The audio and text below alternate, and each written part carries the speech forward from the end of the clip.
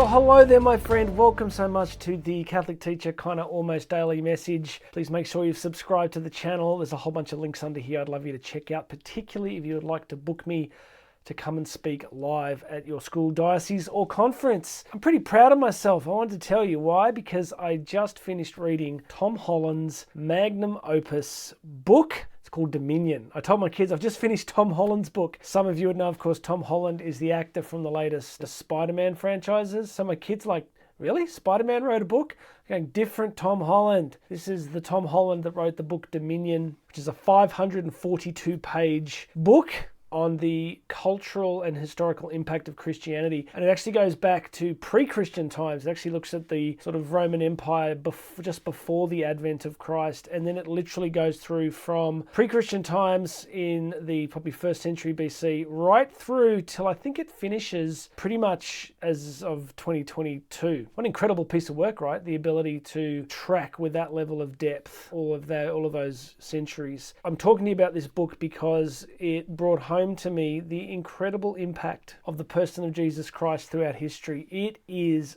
utterly extraordinary when you read something like this to see the incredible impact that the real and risen Jesus Christ, the one who called himself the way, the truth, and the life, has had on human history. So many of our institutions have been so deeply shaped by Christianity, which explains kind of the turmoil that we're experiencing in the world, as many of the institutions and concepts that have underpinned civilization for much of the last 2,000 years are being deeply questioned. And that questioning process is explaining a lot of the turmoil that we're seeing. And of course that turmoil shows up in your classroom, in your school community, right? Because it's full of people, and people are being affected by these different ideas. One of the things that really struck me in the book was just really simple stuff, like the idea that human rights as we understand it didn't exist before Christ. It's amazing when you look at the ancient civilizations, they had virtually no concept of social justice, human rights. They just didn't exist. It truly was almost Darwinian in the sense that the strongest ruled and the strongest survived. And the incredible thing about Christianity was this inversion, right? This incredible inversion of a suffering king, of a king who surrendered power, who gave away power, of a king who was focused on the poorest. You know, he writes about kind of Roman citizens, like Roman,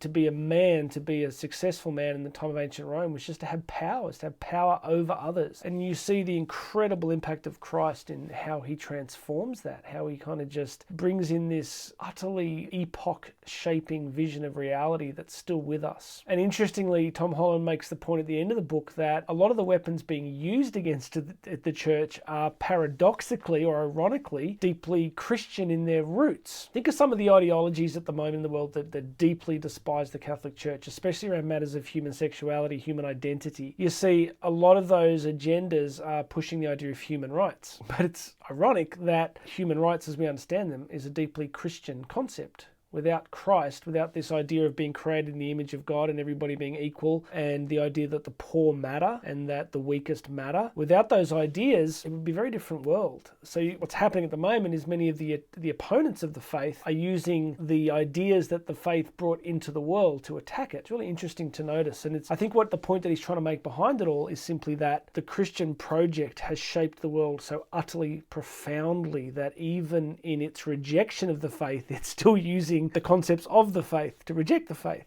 Go figure. All of this gives me a strange kind of mystical confidence, because reading that book just brings home the phenomenal nature of Christianity itself. I think I said in last week's videos, C.S. Lewis's famous quote that if Christianity if it's true, it's of ultimate importance. If it's not true, it's of no importance. The one thing it can't be is of moderate importance. So when you see this impact of Christianity throughout the centuries, I think C.S. Lewis's question is a very pertinent, a very poignant one, because the other ideologies of the world fade. We're still wrestling with socialism, with communism, but those ideologies will eventually be consigned to history. And when you read, his book and you look at the Reformation and the Counter-Reformation, you see these great moments of turmoil where people were convinced they had this incredible new insight and they were overthrowing the traditional ideas of faith and who Christ was, but yet Christ remains after all these centuries. I think it was Stalin who famously said, how many divisions does the Pope have, right? The idea that that Christianity could eventually outlast Stalin's empire. Well, Christianity, the Catholic Church, is still here, and Stalin is very much in the ground. I offer you this as a kind of quiet hope that there is a majesty and a beauty and a power in the message and the person of Jesus Christ that has remained throughout the centuries, and my friend, it will remain long after you and I are gone. And our task is to pass that patrimony on to our children, to our students, to our friends, to be agents of faith, to be still sharing the story of this incredible man, the man God, Jesus Christ. All right, so as you go back into your classrooms, have courage, be brave, be of good hope, because Christ has overcome the world. He has overcome the world. I know it doesn't look like that at times, but he has overcome history. He is the axis of history. History revolves around Christ. Christ does not revolve around history. He's not an element of history. He is the creator of all history. So good things are coming. Have hope. My name's Jonathan Doyle. This is the Daily Message. Please make sure you're subscribed, and I'll have another message for you very soon.